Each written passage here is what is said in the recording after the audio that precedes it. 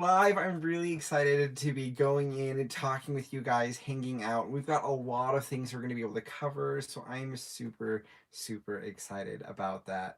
Um, whew, we've got so many things. So I made a whole list of stuff to go over and talk about, and we're going to be covering new comics that were came out this week. Stuff like the Doctor Strange Multiverse of Madness, some news and things that I've been hearing about that I think are pretty cool. Stuff about like the Batgirl movie. We've got some new things for that, and I'm excited to talk about that. The MoonKnight trailer, and a little bit about MoonKnight and that type of thing. That'll be pretty fun. Boba Fett had its episode 4. We might mention that a little bit. Microsoft buying Activision slash Blizzard. We're going to cover some of the things that I think are significant about that. Also, stream schedule and a couple of other game news, and go over the new comics for the week. And I read through all of those, and we're going to be covering all of those types of things as well as some of the things that I have been reading recently. So those are some of the stuff that we're going to be covering, and I'm really excited. All right, so let's dive let's dive into this, and we'll start off with DC and DC Comics. And if you've got comments or things you want to be jumping in, adding to that, definitely feel free to be adding those in and jumping in on your thoughts and all that kind of stuff, asking questions. That's why I'm trying to do these lives, so I can let you guys have that opportunity to interact like that. Okay, so first off, we're going to be talking about the Batman Detective Comics Prisoner of the Mind issue. This is part of the House of Gotham, and that's been a really interesting story. So they got like two stories that are going on right now in the Detective Comics, and they're pretty wild. They're pretty crazy.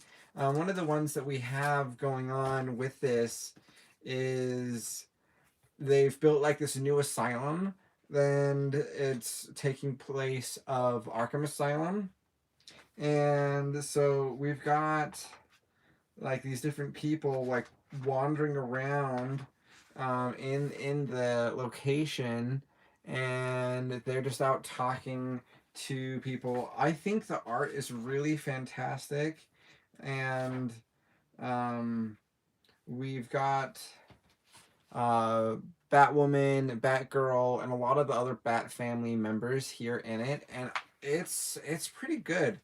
The second story that we've got is involving the orphanage that Bruce Wayne helps fund, and this time we get an appearance of Scarecrow here at the orphanage, and that's been really interesting. Honestly, the first two stories that they had for that particular story arc, I wasn't like exceptionally excited about it. It was good, but this latest one in that part of that story, I was really loving. The main story I've been really excited about, and I've been loving it the whole way through. So that's something that I think is really interesting. Also, the art for this has been fantastic. Every cover has been phenomenal. So that's one that's been pretty interesting. Um, I also welcome everybody who's jumping in here now. If you guys have questions, comments, definitely feel free to drop those in. Robinson, hello, welcome. Thanks for jumping in. So the next one that I want to talk about that came out this week for DC Comics is Wonder Woman. This is Wonder Woman, let's see, 783. And this one was interesting. Again, we've got two stories going on right now in a lot of the major titles. So that's been an interesting thing. Let's see. Scarecrow is a fun villain because he's always so indirect. Yes. Oh, I love the idea of Scarecrow as a villain, and he's one like Batman Begins plays with him as a cool character, and I think that like they didn't fully do him justice. He kind of was like the intro of him, and then they try to like use him a little bit more in that trilogy, but like Scarecrow is, I think, fully deserving of being a full-fledged like main villain. Not like in that one he was like what, like B or C on the list of bad guys to worry about, but I think that Scarecrow is phenomenal, and him being sneaky, indirect, all of those types of things are interesting because he's kind of like the shark in Jaws, where you can see like all of the different things that he's affecting and causing to have, have harm, but because of that, when you reveal him, he could be all the more scary. And if they did it that way for a Scarecrow story, where you get all these people who are being attacked or terrorized, like you could set up some really suspenseful stuff for him as a character. I'd love to see someone take that on live action. Maybe they'll do that for the Batman #2. The Wasp, oh man, so jealous of your shells. Hey, thank you so much. If you guys want to see anything specific closer up or anything like that with the shelves, just let me know. Drop a request to like see something, and I can pull the camera and we can look at them. While those other thoughts come in, to keep the comments coming, because I love to respond to you guys. I'll like totally sidetrack things to respond to your comments. So this is the Wonder Woman one that came out this week. The art for it's pretty fantastic. Let's see if I can grab a page here. I think is kind of cool. And what we have is we've got Deadman here, and Wonder Woman kind of in a team up, which is really fun because Wonder Woman has recently come back from the land of the dead, as it were, where she's like went through various afterlives, and now she's finally back on in Earth. And a tour. Okay, we'll jump into that. We'll do that. We'll totally do that. I'm gonna go through more of the comics, and then we'll go and we'll talk more about the comic shelves. If that's something you guys want to see. But this one really interesting with that main story arc. The second story arc, we get to see other Amazons, and we've got like some really cool stuff there. Anyways, this was a good one, and definitely another great one for the edition. I did so many DC comics this week, a lot of Marvel too, some really big stuff. This one I think is going to be a must read. This one I think is going to become a quick classic. And if you guys collect things either in graphic novel form or a single issue form, this is one to keep on your radar. This is called Batman the Knight. Came out, I guess, yesterday, because DC comes out on Tuesdays and Marvel comes out on Wednesdays. I sat down, read all of them that I picked up so I could talk about each of them with you guys. But holy cow, this book is crazy. It is an origin story, and we have a young, angry Bruce Wayne. It is interesting to see him struggle through the trauma and the anger that he has, and we're seeing that kind of necessarily being harnessed here, right? Chip Zdarsky, writer for this, does a phenomenal job. I don't know anything much except about is it Gandamontico, the artist. But the artist does a phenomenal job. All of the pencil work is really, really good. And the colorist, I'm guessing, is Placencia. So bad with those names. But it's a really good combo here. We've got like kind of like a little bit of a young romance that we have, kind of shown like here with Bruce. Any prior reading for this? Honestly, no. I would say that this was one that you can pick up and just go for. There are a couple of things that, like, if you didn't know anything about Batman, you wouldn't maybe necessarily like recognize too much. Like Hugo Strange, who's often a supervillain, and we have Hugo Strange here interacting with young Bruce in a, I would say, in a way that seems very dangerous, but like, I don't know. So they're doing an intro to the becoming of Batman, and that's why you don't need any prior reading to that one, because it is a number one, issue number one, but they're also kind of like trying to set up a new retelling of that origin, and they're doing it in an extremely different way. I'm a big fan of Chip Zdarsky. He does great work. And that was a really good read. That was a winner for me for sure. All right, this one's a little bit more of a frightening cover. Robin's number 3. This is 3 out of 6. I think that this one was okay. It didn't blow me away like the other ones in this series. I was really wowed by. This one was pretty good. Um, but what we get here are these like non-real versions of different DC villains, but they're not like the actual.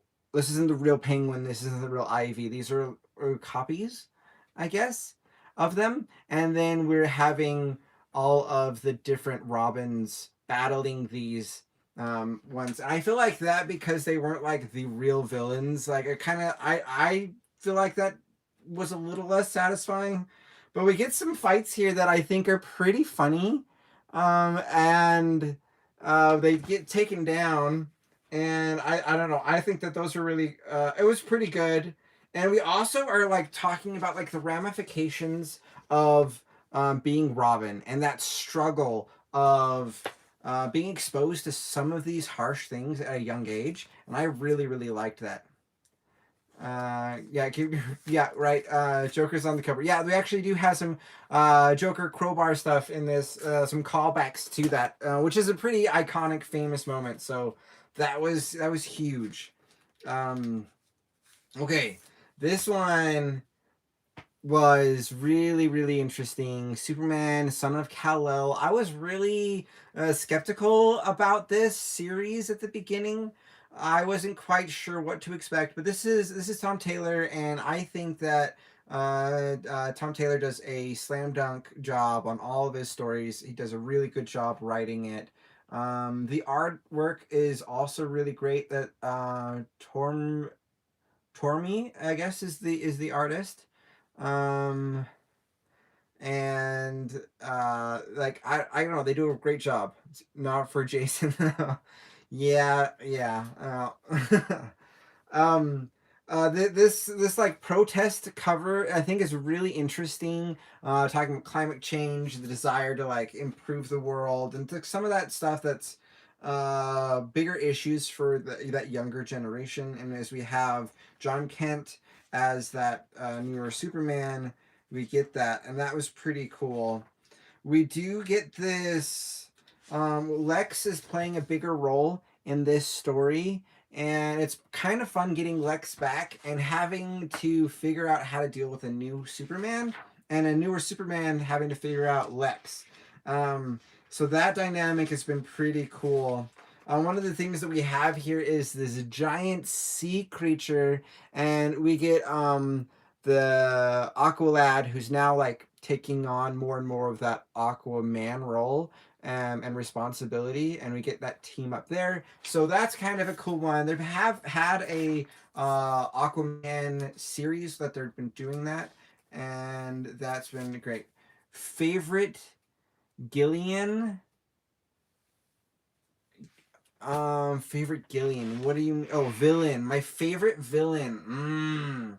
Okay, so I'm gonna say that probably my favorite villain is. I'm gonna say, can I count Catwoman as a villain anymore?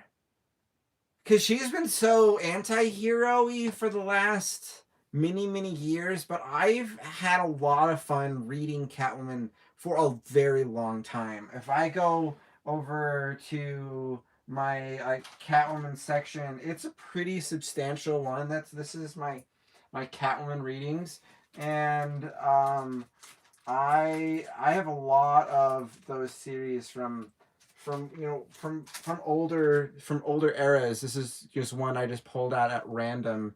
But I don't know. I'm a fan, and I want to say that one's just a really interesting one.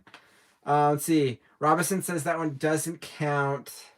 Oh man, I don't know. I think that probably The Riddler is one I really love, and I think he's underappreciated. And we're gonna see maybe some interesting dynamics with Riddler in the next movie, and he's gonna be really scary and really intimidating. But I'd love to have a version of Riddler, and this is how I see him sometimes in the comics. Hello, Joseph. Welcome, welcome.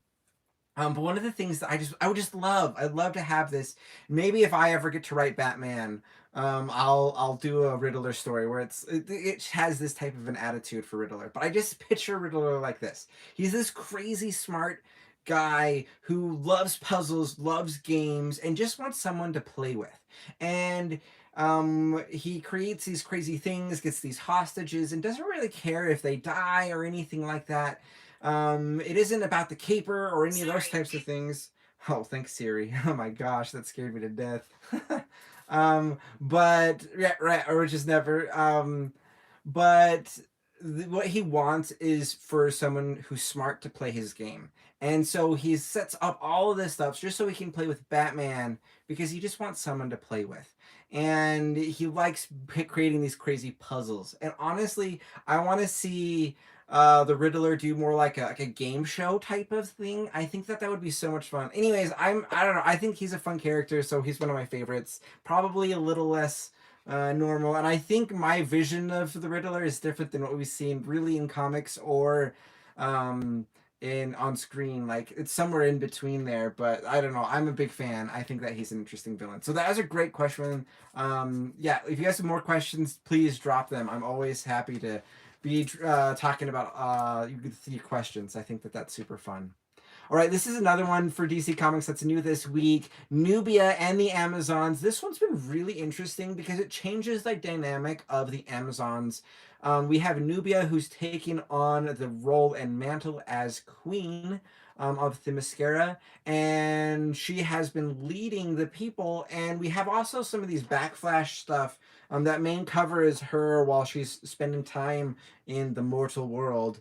But we also are being attacked. Here's another one for that mortal world battle. It's a pretty epic thing.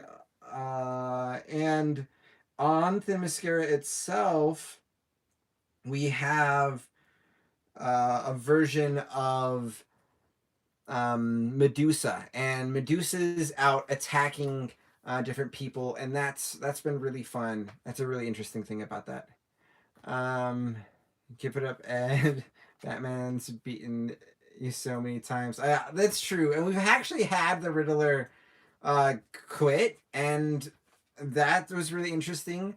Well, I really love the version of Edward Nygma in Gotham this series. I think that that's a really cool, like a really cool version of Riddler as well. Was in that show. Let's see. I don't really collect single issues, more graphic novels. Honestly, that's a great way to do it. Totally.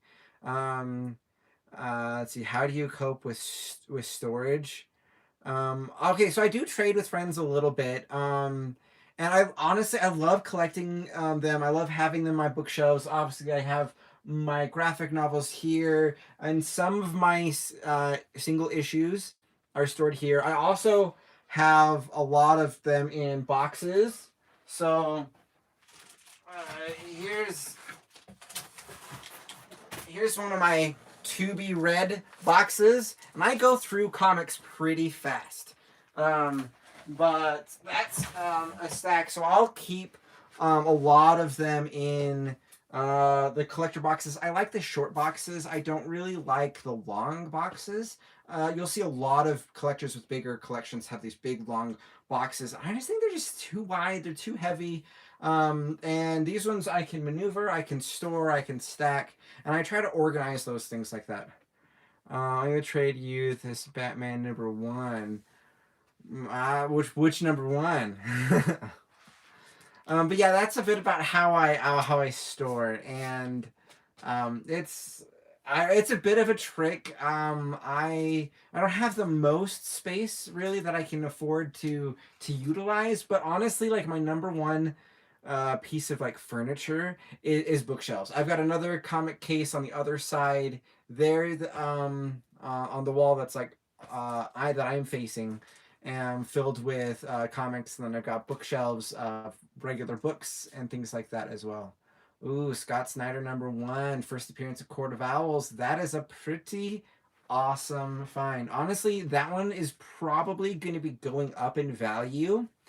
Let's see if it's the Batman #1 for the New 52, if that's the one you're referring to. But I would hold on to that one because the Court of Owls is likely going to make an appearance in the Batgirl movie. Also, the Court of Owls is going to make an appearance in the Gotham Knights video game. When both of those things drop, the value of the first night for that is going to be huge. It's going to make a big difference. All right, where's a good starting point for Moon Knight? Don't know any origins. Honestly, I'm not like the biggest Moon Knight expert. I do have Moon Knight in my collection, but it's kind of later on into that series. And it's kind of some of the stuff that's only come out in the last couple of years, and I've read some of those. There are a couple of volume ones that I think are probably worthwhile. A couple of years ago, I'm gonna say probably about 5 years ago, there was a really good series that they had, and I've had a lot of people who collect that I talk with at the comic shops or things like that, who've said that that one's really good.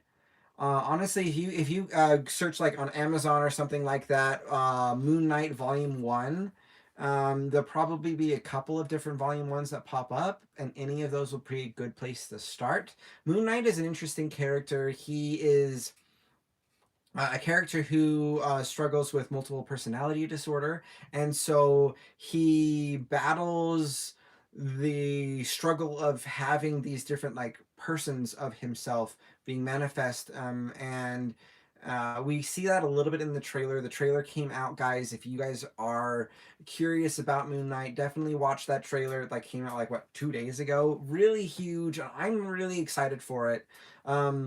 But he's essentially anointed as this warrior for an Egyptian god, and with that manifests into this Moon Knight persona, and fights justice and vengeance and has that kind of thing. And I would say that his combat wise, I feel a lot like Batman. The magic and mythology of that type of stuff feels more like Dr. Fate, a little bit. I don't know if that's really the best comparison. Um, but I don't know. That's a good one. I've read some of Something's Killing the Children. That one's, I think, won some awards recently and is by an amazing team. I haven't read all of them. I've got like a couple of issues. I didn't know much about it when the series was started going in, and so I'm trying to be able to pick up the graphic novels for that so I can go through and read the full story.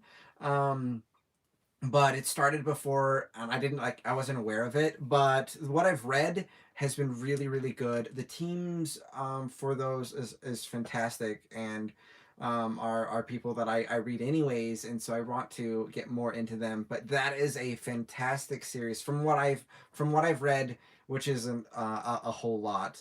One of my friends, he's like got like the first like 10 issues like CGC graded and has other versions of the copies of it, and has been like, he's crazy over that series. So yeah, that's a really cool one. And I need to read. If I can, get the money situated to set up to pick that up and have that be able to be justified, like that's one on my list. So totally. The next one I'm going to talk about, guys, and keep those questions coming. Those are great. DC, another one that came out this week, Wonder Woman Evolution #3. This is like way in the future. Wonder Woman, who's been around forever and is now being like interrogated by these like, I don't know, like some type of like celestial alien beings, but we also get these like flashbacks to other times and stuff like that, so we get this like World War II looking Wonder Woman. It's really awesome, and we get these pulling in of different other characters. So we have a Silver Sable fight here, which is really cool. And I don't know, I've kind of been a hit and miss with this particular series. but this was a really good issue. Probably the stronger of the three that have been out so far for it, and it's a 8-parter, so it's a mini run that maybe you'll be able to pick up as a graphic novel version. If I don't know if that's your thing. This is Nightwing. This is what 88. Oh my gosh, guys, this series is a slam dunk. I have been loving everything about this series. It has been a huge winner, and honestly, probably my top series right now. I've been loving it. It's been incredible. But Nightwing has been getting. He's got a huge amount of money because Alfred Pennyworth, after he passed away, gave his inheritance to Dick Grayson, and we also are having Babs there, and getting Barbara Gordon and Dick Grayson together and having them in a relationship again. It's just super fun for me. I know some people have different favorites for Grayson, but I just love this version, and it's incredible. And so I don't know. I love that team up. We also had in here. I won't go too many of the spoileriness of it, but we have a Teen Titans appearance for all of these. Like kind of like they show up and help them out, and it's a really great one. I think you guys would love. I think you would absolutely love reading that one. I actually have cover A and B for this one, but we've got Catwoman. This is 39, and absolutely been loving this series so far. And this is a good starting point. So if you're wanting to jump into Catwoman, issue number 1 is a great place to go. Tom Taylor better be working on Nightwing for the next 5 years. I seriously, Robinson, like that Nightwing series has been so good. It's been so good, and if he continues writing that for years and years, I will not feel bad. So this one, as a standalone story, I was like, it was good. It didn't blow me away, but it was a really good like establishing. Here's what we're going to be doing with Catwoman in the future. Catwoman's back into Gotham proper. She's been kind of in a side city that's kind of like connected to Gotham, but not necessarily Gotham Central, and has been doing that. And she's getting back here, and she's going after all of the crime bosses, which was pretty cool. And we've got in this one Catwoman on a pole in a club, which was a pretty interesting to see. She's getting herself a new cat, which is really fun. And she's going after the different crime lords. And it looks like we're going to be having Black Mask as a big villain here in this series, which I think is awesome. Black Mask versus Catwoman is a setup that I'll probably read and be super pleased with. So that one's been really cool. I actually picked up the cover B for that one, so I'll show you that one as well. This one is a Jenny Fryzen, Jenny Fryzen, I think is how you pronounce it. I see all of these names written down. I don't hear them spoken, but incredible artist. I love the covers, and this one I was just like, oh, this is cool. This is one I thought would be worthwhile picking up. So this is the cover B for that Catwoman 39, and that is those are my DC ones that I picked up, which I thought were really cool. And I've got Marvel, so I guess we'll kind of jump into those. Again, jump in with comments, different thoughts you guys have, and we'll talk about those things as well. So this is the Lives of Wolverine. There's the Death of Wolverine and the Lives of Wolverine, and it's kind of this. I don't know, kind of like a little bit of a psychedelic trip here. We've got some fancy mind connection stuff that we're going on, and we've got Wolverine talking with Xavier. This is the new version of Xavier for this Krakoa era, and they like set this up to get him to, like, I don't know, maybe time jump back, kind of like in maybe like Days of Future Past. Hey, thank you so much for hanging out for a little bit. Appreciate it. Hopefully you had a good time. We have this thing where he's going back in time to when Xavier is getting born, and they're like hooking him up to be able to maybe do that type of like body jump or something like that. I think it's really kind of how you see like Days of Future Past. Um, and so we have this different like flashback timeline thing, and it's a pretty fun story so far. And I don't know, I'm a Wolverine fan. This cover was really cool. I thought, with the different versions of Wolverine throughout the years. They had another one that was reminiscent of the first appearance of Wolverine. I almost got that one. Got this one instead. It was a pretty big toss up for me, but I got another callback cover that I was really excited about, and I'll show you that one in a little bit for a different issue. So Devil's Reign has been going on, and this is a series that I think has been really, really interesting.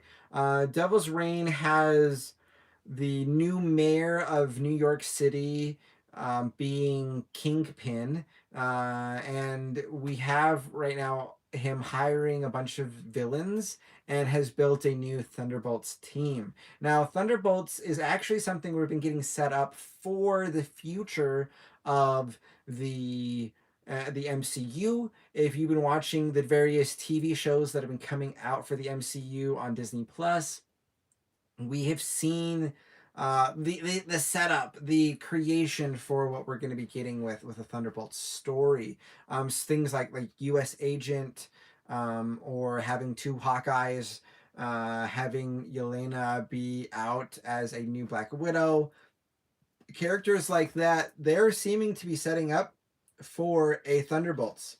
And Thunderbolts is kind of like a team of villains or a copy of the Avengers. And this version of Thunderbolts, we have Whiplash, which is like our Iron Man equivalent, right? We've got Rhino, which is a Spider-Man villain. We have Electro, and Electro is female in this in the current era of comics right now. And then we have Agony, which is a symbiote, kind of like Venom or Carnage. And those are like the four that we have kind of starting out. And then they're teamed up at the end.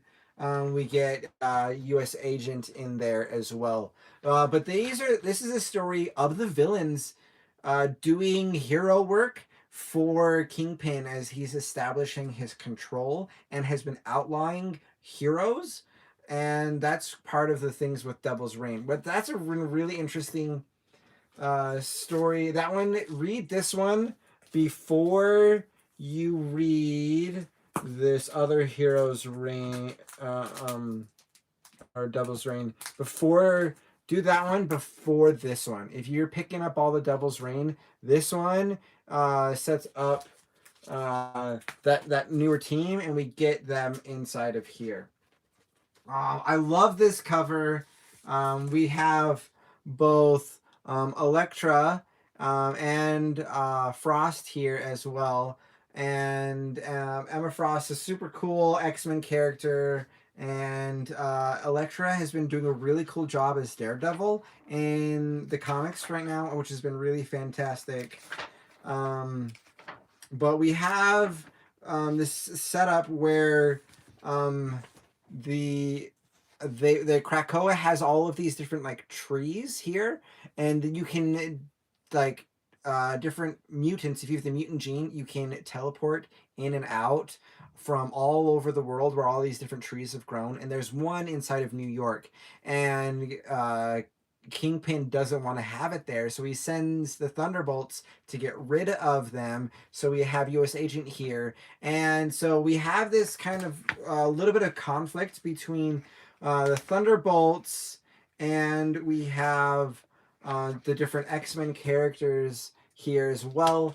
And one of them is Polaris, who is a really fantastic character and super fun, who's just been hanging out there and is able to combat the shield perfectly because of the magnetism, and pretty much like a mini Magneto there. And that's a pretty cool comic. So that's kind of the part 2 of the Devil's Reign. You could read them separately, that would be okay, but if you're going to read them and read them together, that'd be the order for it. All right, so this is that callback cover, and I saw this and I was like, oh, I need this cover. It's a total callback to the famous McFarlane cover, and I just love that. Absolutely love that. I really like how No Way Home did a recreation from Spider-Man. Let's see, was that PS4? Yeah, they did some really amazing things in No Way Home, and I think that's going to be opening up the door for a lot more like crossover type stuff and things like that. Actually, the success for No Way Home helped set up the future of what we're going to be able to see for like Doctor Strange Multiverse of Madness. They've done some reshoots recently to add more guest appearances and other types of things there. So that's actually a question I have for you guys, is who do you want to see make a guest appearance inside of Multiverse of Madness? Yeah, they did do that, but that's not necessarily something that's exclusive to the PlayStation 4. We've seen that in comics too. But yeah, that definitely did happen both those places. So that was a big moment. Oh, such a powerful moment in that story. Um, so inside of Multiverse of Madness, we're going to be getting America Chavez, which will be pretty fun. Lots of other crossover stuff. I'm hoping to see some X-Men. I want to see as many of the X-Men as possible. I'm a huge X-Men fan, and that would be awesome. But what about you guys? What are appearances that you want to see? Let me know. Drop it in the comments. We'll talk about it. But yeah, this Venom one was pretty great.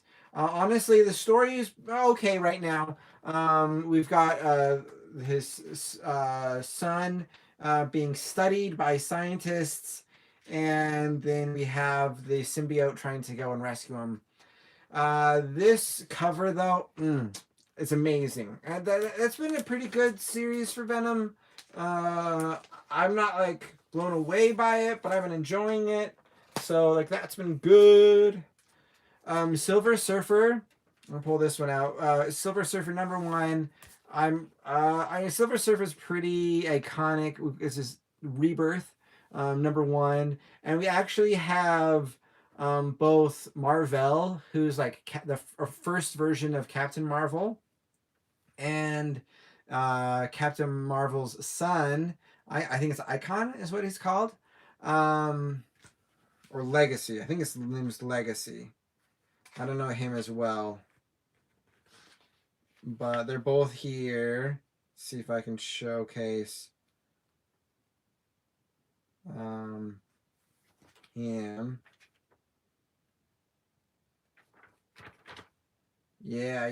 So here's the sun, and we get helped by Silver Surfer, so they get a little bit of a team up, which is pretty cool. James Cameron's Spider-Man, that's who you want in there, is James Cameron's Spider-Man. Oh my goodness. You know, that would be a pretty interesting multiverse appearance. That's for sure. Here later is that Captain Marvel and Silver Surfer team up. Honestly, like this was pretty fun. It was an interesting one to dabble with. So I think this is going to be a limited series. I don't know if it's going to be 6 issues or what, but I feel like it was pretty reminiscent, and I liked it so far. We're gonna jump over to She-Hulk. This one I am so excited for, and this is a character I would love to see a lot of in the MCU. She-Hulk. I'm a huge She-Hulk fan. I probably like She-Hulk more than I like Hulk itself. She-Hulk is really awesome, and this is a really great intro. It starts you in a good spot, so you don't have to know too much about her. So this is Jen, and she is She-Hulk, and we have her, one of her like villains show up and is trying to fight her, and she doesn't want to transform until she changes out of her clothes so she doesn't tear them, which I think is wonderful, super funny. They finally get her hulked up, and then they fight for a little bit, and that's really fun to see. Also, she's a lawyer, and it looks like it's been kind of falling on some hard times. Anyways, she's getting a new law job, and this is going to be her little tiny office, and we're getting to start out in an interesting spot there. We also get a an appearance of Wasp outside of costume, but that's pretty cool too, and I'm excited for that. Give us a Spider-Verse movie with Spooderman. Spooderman, is that what you're trying to say? Spooderman in it. I don't know which one you're referring to. I want to have a live action version of Spider-Punk. Spider-Punk is fantastic. He's incredible. He's super cool. And that's the one I want to see. I think that would be amazing. Here's a variant cover for that She-Hulk that I picked up. I just loved this cover. I think it looks amazing. The Japanese version of Spider-Man. I'm pretty sure that they just call him Spider-Man. But yeah, I think that would be awesome. I'd love to have the Japanese Spider-Man be a part of the Multiverse of Madness story. That would be cool. That'd be way cool. I think like Japanese culture is becoming more and more prominent inside of American culture, which I think is cool. And I like the stuff that they've been creating and sharing to the world. And so I think that'd be cool. And actually, yeah, the Japanese version of Spider-Man is been tremendously influential to both Japanese culture and American culture. The Gundams, giant mecha robots, were actually first in the Spider-Man that was made in Japan, for the Japanese Spider-Man, and that gave birth to a whole genre of uh, Japanese stories, and a whole category of stories, and I think that's really really cool. So even if that version of Spider-Man isn't huge necessarily, that version's impact has been transformative. So that I think is cool. So I like Transformers would never be if the Japanese version of Spider-Man didn't happen before it, which I think is interesting. Um, so talking about Spider-Man, this is the latest Spider-Man issue.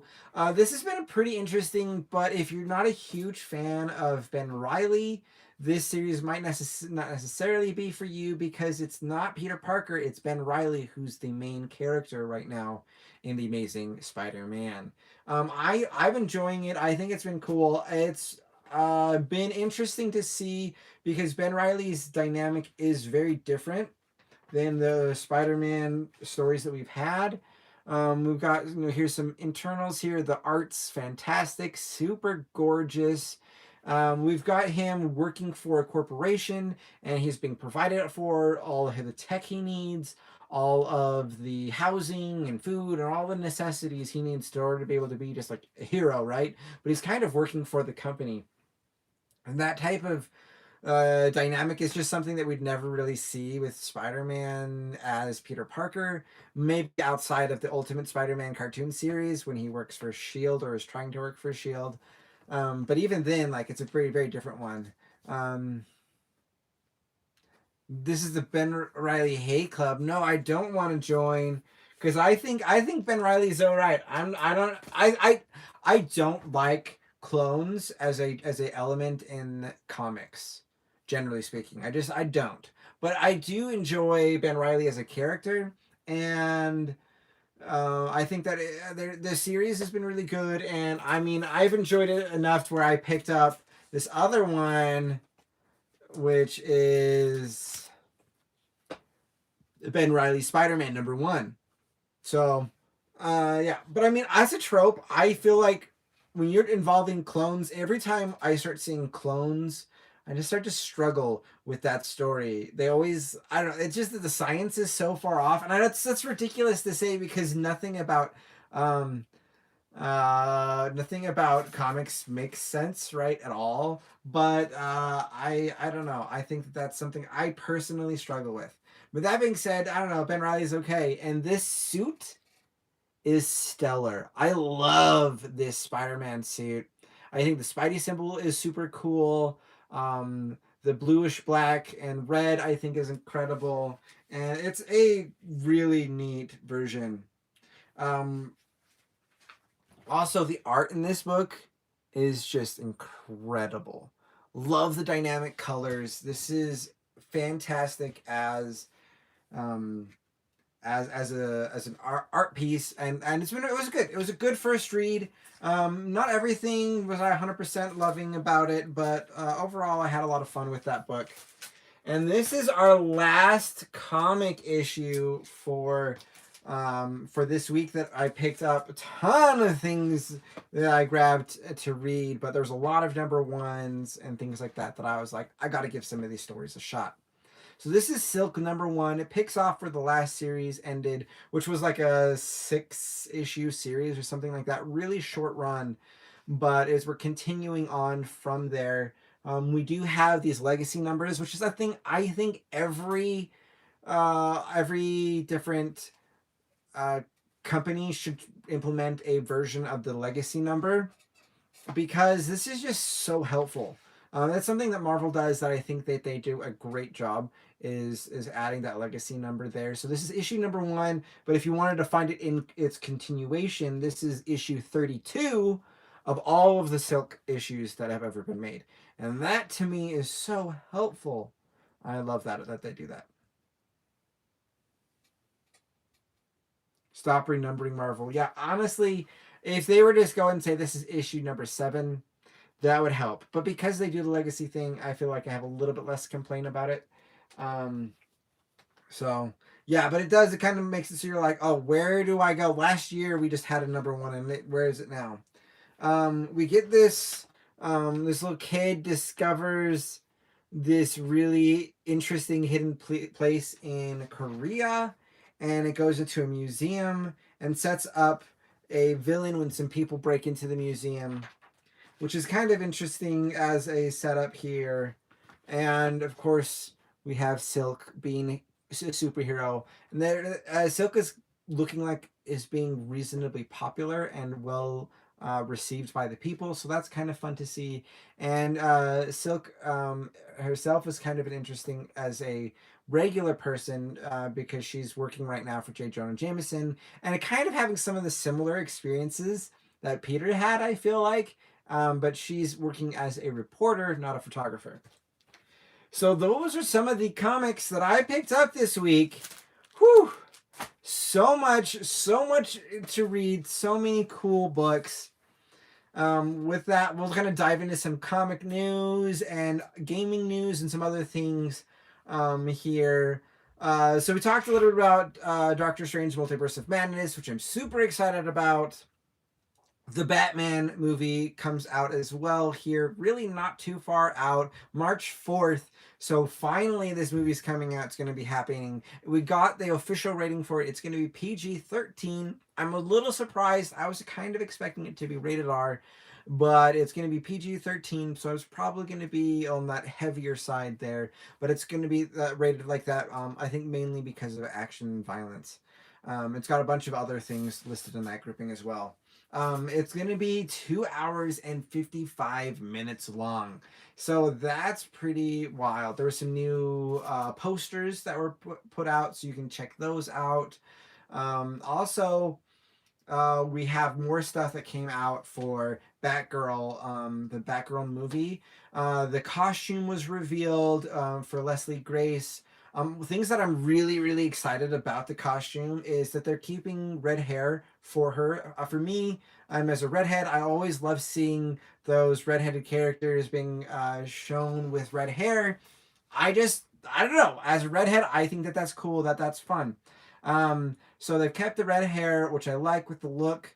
They also are with the costume. We see it's being reminiscent of the Burnside costume. So there's the New 52 era for Batgirl, and that lasted like 5 volumes or so, and kind of continuation through that before and into the transition to the Rebirth era for DC Comics. There was these Burnside comics that came out for Batgirl.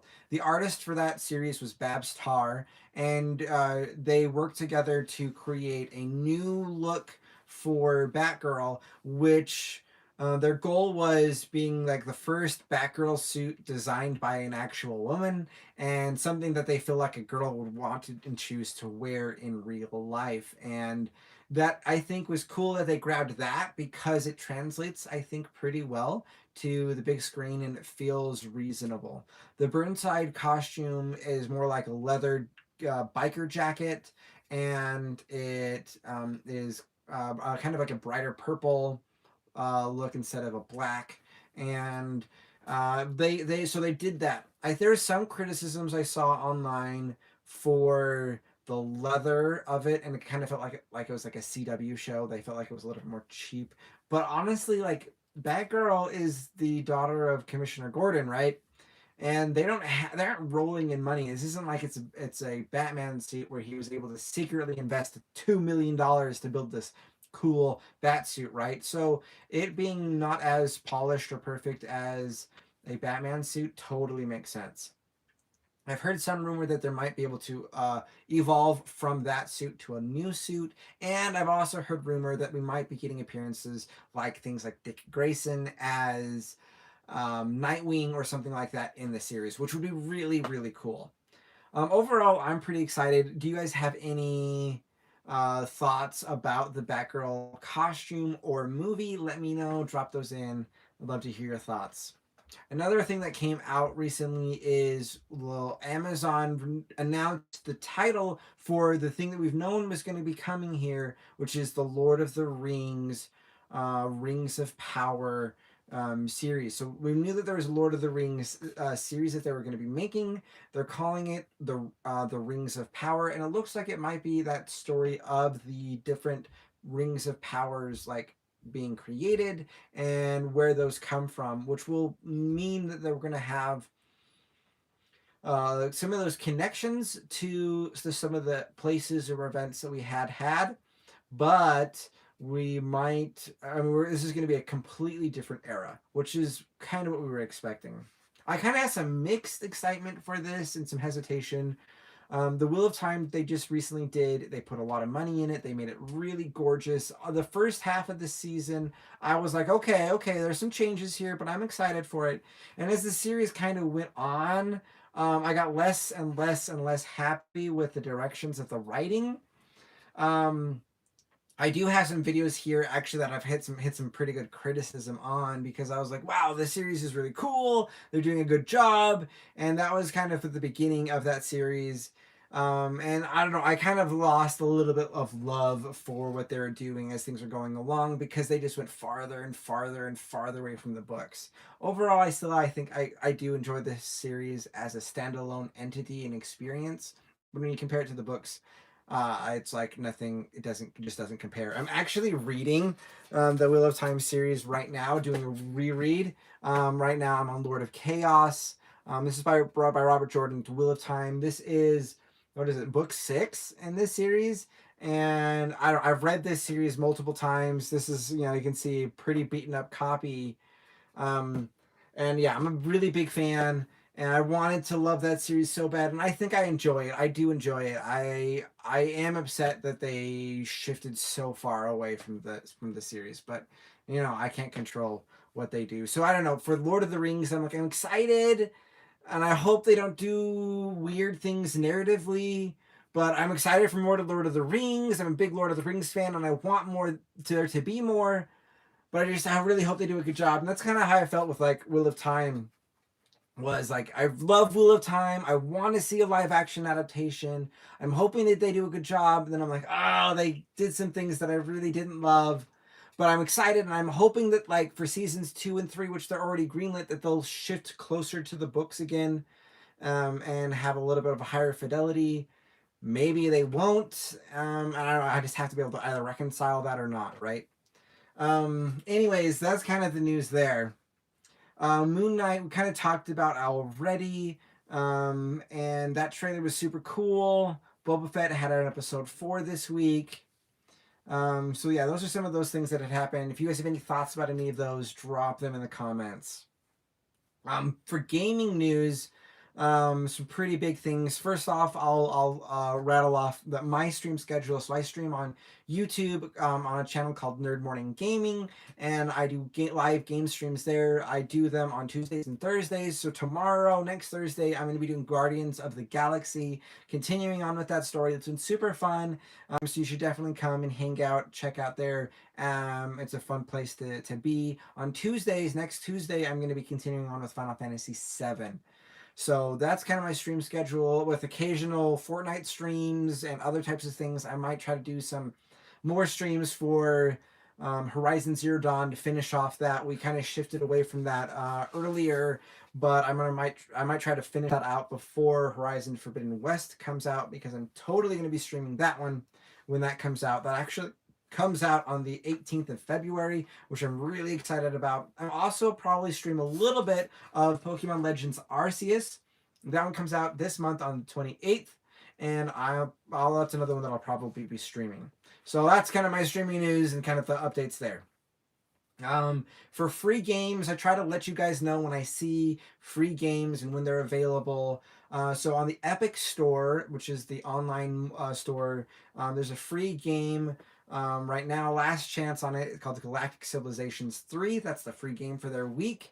It's a strategy game. Looks like it's spacey strategy. I picked it up. I haven't played it yet, but I'm excited to maybe try that one out. The next one for it is going to be available tomorrow at like 10 a.m., whatever your time zone is. And it's going to be free until the 27th of January. And it's called Relica. It's a puzzle game space. It's going to be first person, so you can kind of see the hands of the individual that you're playing as. And that's going to be free for a week. I think it's like regularly $20. So you save a bunch of money by picking it up at that right day. Another one that I guess I feel like is probably worth talking about is that Microsoft bought Activision Blizzard. They bought it for $68.7 billion, so roughly $69 billion, which is also going to roughly $70 billion, rounding it up all the way around, right? But it's a crazy amount of money, and this has some tremendous ramifications for the gaming world. Because with Microsoft controlling those, these are going to be obviously feeding for their platforms, which is their PC gaming and also their Xbox game systems. And some of these titles, though, that either Activision or Blizzard have are pretty big for PlayStation users. Like Activision had Spyro, and Spyro was as PlayStation as you get. I remember playing that as a kid exclusively on PlayStation. Another one that's like very, very PlayStation is Crash Bandicoot. But that is, that's going to be now on Microsoft property. And that's crazy to me. I mean, there's the exclusive, because of the exclusive nature of that, when they had the Uncharted games, or I think it was Uncharted 3 or 4, you actually get to play a level of Crash Bandicoot inside of that game, and which is really fun, very meta. But that might be a property that will be going to the Xbox. Like, that would be crazy. That's a really strange, and might become exclusive to them if they wanted it to, right? Another one, Tony Hawk Pro Skater, a very big PlayStation game. PlayStation 1, PlayStation 2 had some of those games, and they were pretty big. So that's really, I think, noteworthy in relationship to PlayStation players. I'm not really in the console wars, but I do play more PlayStation than anything else. So that's, I don't know, that was kind of noteworthy there for that. Also in this purchase, we have things like World of Warcraft, Call of Duty, Doom, Overwatch, and a bunch of other games. So all of those are a pretty big deal, and I think that makes this acquisition, I don't know, pretty substantive. And when you kind of think back to honestly, not super long ago when they picked up Bethesda with games like Skyrim or things like that, like they're now owning a big chunk of some of these really big and iconic games. So that, I don't know, that's super significant for the console wars, as it were. Um, Other things that I think are kind of interesting in the gaming world is My Hero Academia is they're building out a battle royale game. It looks like this is going to be something kind of like an Overwatch, where you're going to have multiple teams and each different players are going to play as a different role, as an attacker or a defender, and there's going to be probably different heroes that are going to have those different responsibilities.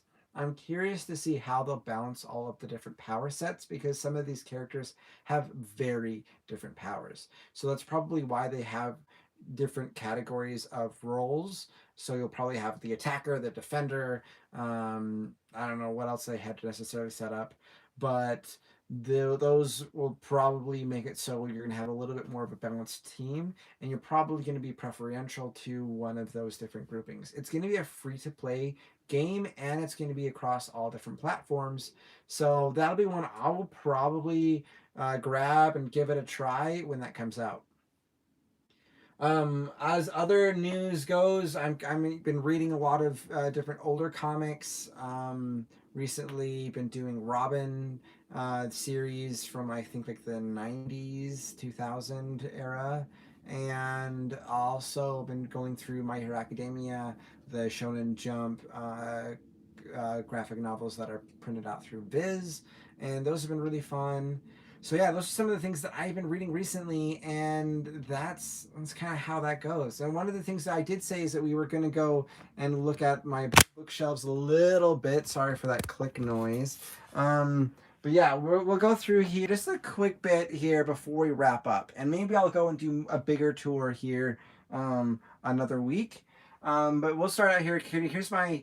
I guess we've got like first like some Superman poster stuff. I've got a graded Supergirl book here. I've got a couple of graded books. But yeah, my Batman starts here. I've got a small Aquaman section. But yeah, Batman goes down with more Batman, more Batman, more Batman, and it goes even farther down all the way to the ground. And we've got up here Green Lantern, Harley Quinn, my Injustice books, Justice League, different things like Naomi, which had a series, Nightwing, Robin. I try to have these things relatively alphabetical. Superman. My Superman section is pretty substantial, honestly. Supergirl. We've got Swamp Thing, Wonder Woman. We've got some more omnibus that are a little bit lower. And then we go kind of into my Marvel section. And we've got some of the Avengers as Funko Pops, which I think is really fun.